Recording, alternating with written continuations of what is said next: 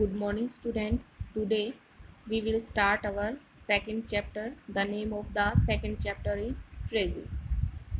A phrase is a group of words that does not make complete sense as it does not contain a subject or a finite verb. A phrase cannot stand alone even if it contains a non-finite verb. एक phrase क्या है? एक group of words है, एक शब्दों का समूह है, लेकिन क्या है, इसकी एक कंप्लीट सेंस नहीं बनती, उसको क्या बोलते हैं? एक फ्रेज बोलते हैं। जैसे यहाँ देखिए, the sun sets in the west, the sun sets in the west. In the west क्या है? एक फ्रेज है, लेकिन क्या इसकी कोई सेंस बन रही है? अगर केवल हम इतना सेंटेंस लें, इन द वेस्ट, क्या इसकी कोई कंप्लीट सेंस बन रही है? नहीं। ये जब सब्जेक्ट के साथ जुड़ा है तभी इसकी कंप्लीट सेंस बनी है। तो ये क्या है? इन द वेस्ट फ्रेज है।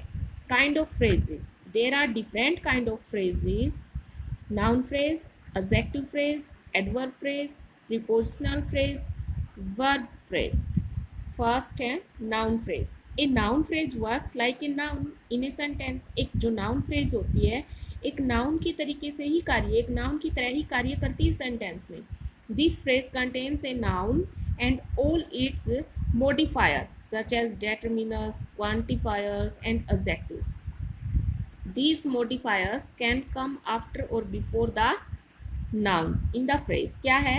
जो एक नाउन फ्रेज होती है वो अपने साथ क्या रखती है? इसमें नाउन की तरह कार्य करती है। एक मॉडिफायर्स भी रखती है, जैसे डेटरमाइनर्स हैं, क्वांटिफायर्स हैं, एडजेक्टिव्स हैं, ये सब भी अपने साथ उसके साथ होते हैं। जैसे कि these modifiers can come after, या तो उससे पहले आते हैं या बाद में आते हैं फ्रेज के।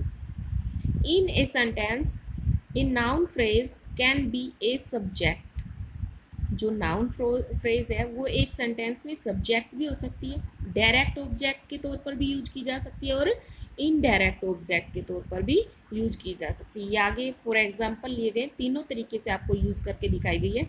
ए huge tree stands on the river bank. तो ये क्या है? यहाँ एज ए सब्जेक्ट यूज की गई है फ्रेज।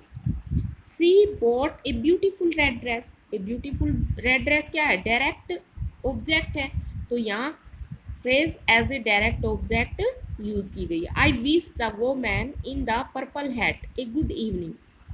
आई विश्ड, ये क्या है? The woman in the purple hat. अगर इसको हटा दें, I wished a good evening, तो भी कंप्लीट सेंटेंस है। तो ए गुड इवनिंग क्या हुआ? डायरेक्ट ऑब्जेक्ट, और the women in the purple hat indirect object. तो ये फ्रेज यूज हुई है यहाँ एज इनडायरेक्ट ऑब्जेक्ट यूज की गई है। नेक्स्ट है adjective phrase. An adjective phrase works like an adjective and tell us more about the noun और प्रोनाउन इन ए सेंटेंस। जो एडजेक्टिव फ्रेज है वो एक एडजेक्टिव की तरह कार्य करती है और वो हमें सेंटेंस में नाउन और प्रोनाउन के बारे में और भी ज़्यादा जानकारी देती है। This phrase can be placed after और बिफोर द नाउन।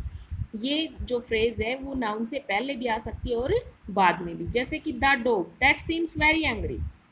डॉग के बारे में ही बताया है कि that seems very angry barks all day.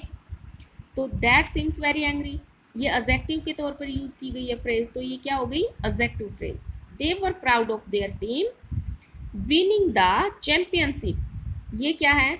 They were proud of their team. क्यों? विनिंग द चैंपियनशिप, ये उसकी इंपॉर्टेंस बताई है उसने, इसलिए ये क्या होगी?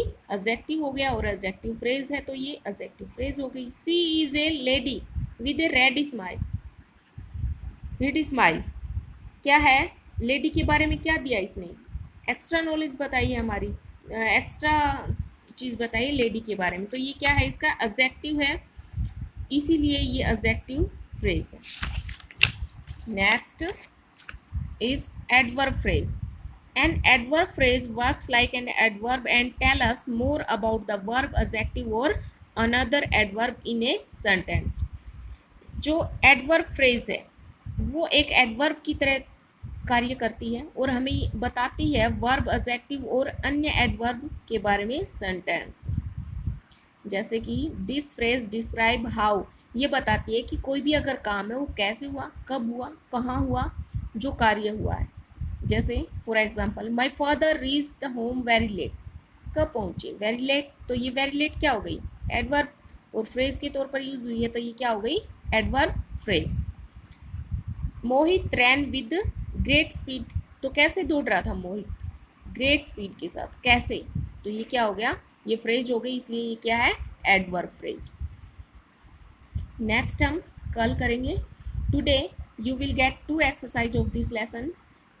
You have to write and learn it too. Thank you. Have a nice day.